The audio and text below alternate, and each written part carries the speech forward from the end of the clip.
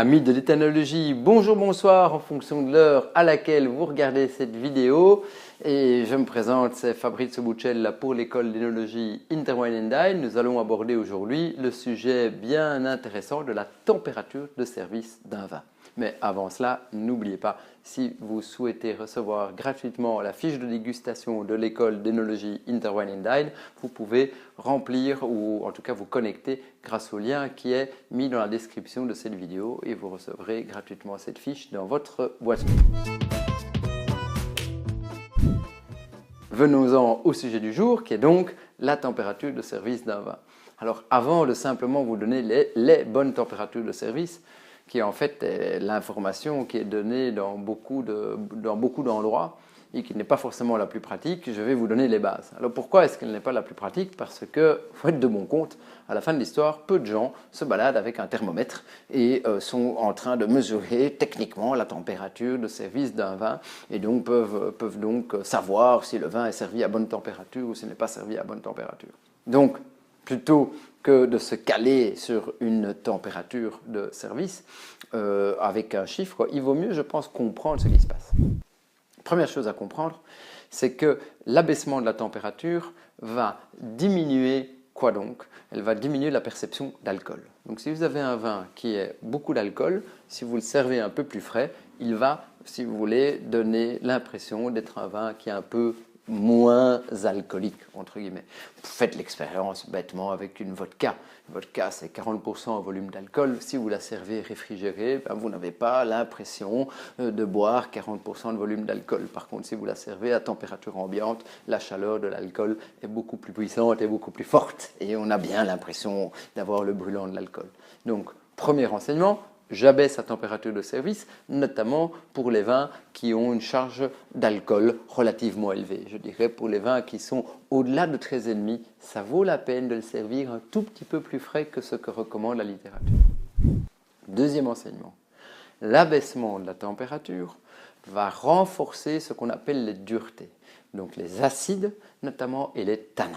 Donc si vous avez un vin blanc qui est extrêmement acide, si vous abaissez la température, il semblera, si vous voulez, un peu plus acide. Et surtout, si vous avez un vin rouge qui est peu tannique, quand vous abaisserez la température, il semblera encore plus tannique. Donc ça, c'est intéressant parce que si vous prenez des vins comme par exemple des vins de Bourgogne et du Beaujolais, eh bien, il faudra abaisser la température de service pour renforcer leur structure tannique qui n'est peut-être pas la caractéristique principale de ces vins, vu que ce sont des vins avec une structure tannique relativement équilibrée. Donc on va servir un vin de Bourgogne ou un vin du Beaujolais à une température inférieure à un vin de Bordeaux, parce que le vin de Bordeaux, qui lui a une belle structure tannique, sera servi à une température supérieure, ce qui permettra d'arrondir et d'assouplir les tanins.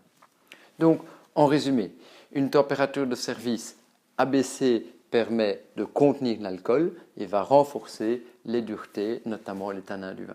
Donc les vins qui ont une grande charpente tannique vont être servis en général 1 ou 2 degrés au-dessus, je parle ici des vins rouges, bien entendu, aux vins qui ont une structure tannique un peu plus faible. Alors si je peux vous donner un truc, ça c'est très très personnel, moi en fait j'abaisse de 1 voire presque 2 degrés cette température de service.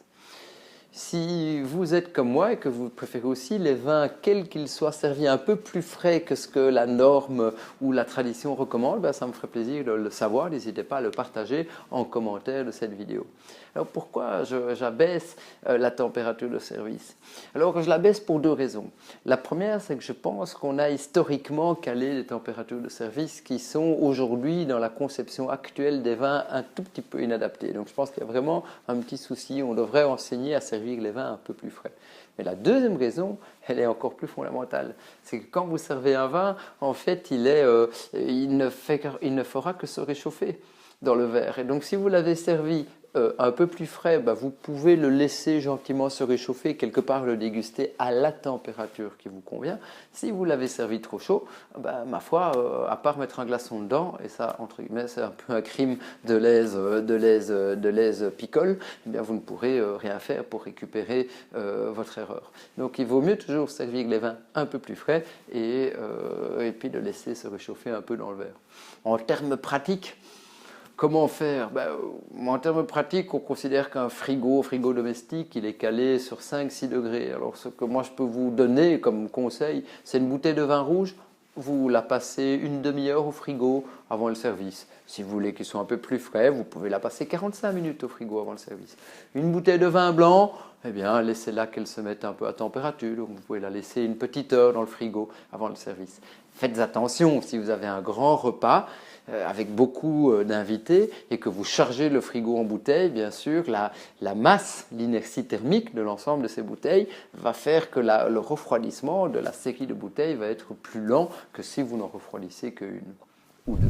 Et nous sommes au cœur du réacteur. Quelles sont les températures de service? Bon, c'est pas toujours facile, hein, vous n'avez pas toujours un thermomètre sous la main, mais enfin on va quand même vous les donner. Ce sont les températures de service un peu abaissées par rapport à ce que la littérature vous dit. Vous savez qu'on préfère, chez nous à l'école d'Énologie Terwine & Dine, vous servir les vins un peu plus frais. Alors pour un vin blanc, simple, léger, vous pouvez aller sur les 12-13 degrés en termes de température de service. Il va se réchauffer un peu dans le verre. Un vin blanc un peu plus structuré, vous pouvez viser les 13-14 degrés en termes de température de service. Il va se réchauffer dans le verre, lui aussi. Un vin rouge peu tannique, type Bourgogne-Beaujolais. On peut aller sur des vins à 14 degrés en termes de température de service, voire 14,5, il va se réchauffer un peu dans le verre. Les vins rouges un peu plus structurés et puissants, et avec une charge tannique plus importante, notamment les Bordeaux, on peut les servir utilement sous les 16 degrés. Le vin également va se réchauffer très très vite dans le verre. Donc vraiment, tenez-en compte. N'oubliez pas que le verre est à la température de la pièce. Si vous êtes dans une pièce, un moment d'été ou un moment où il fait un peu plus chaud, le verre va être facilement à 23, 24, parfois 25 degrés. Alors quand vous mettez un vin qui était exactement servi à la bonne température dans un vin à 25 degrés, boum, il va monter en niveau de température. Donc il faut servir en dessous. Il vaut mieux servir les vins sous la température de service et le laisser se réchauffer gentiment. Ça permet à chaque convive de l'apprécier au moment où il trouve que la température adéquate est atteinte, plutôt que de le servir exactement à la bonne température et puis en fait on ne s'est pas rendu compte mais le verre va réchauffer le vin. Voilà, j'espère que c'était le plus clair possible. Ah, j'oubliais, sorry, les champagnes. Les champagnes, je pense qu'ils se dégustent bien à 12 degrés. Mais le problème, c'est que le verre aussi, il fait 25-26 degrés. Donc servez-les à 10, que le champagne sort de la bouteille à 10 degrés et puis il va vite se trouver à 11 à 12 degrés dans le verre à dégustation. Voilà, c'était à peu près tout. En tout cas, j'espère avoir été le plus clair possible et j'espère que cette vidéo vous a plu. À très bientôt sur notre chaîne YouTube. D'ailleurs, n'hésitez pas à vous abonner si ce type de vidéo vous intéresse. Et si la vidéo vous a plu, si vous nous faites un petit pouce levé, un petit like, cela nous fait toujours plaisir. Et puis, encore une fois, vous savez qu'il n'y a à la fin de l'histoire explication ou pas explication, vidéo ou pas vidéo, qu'une solution, c'est la dégustation.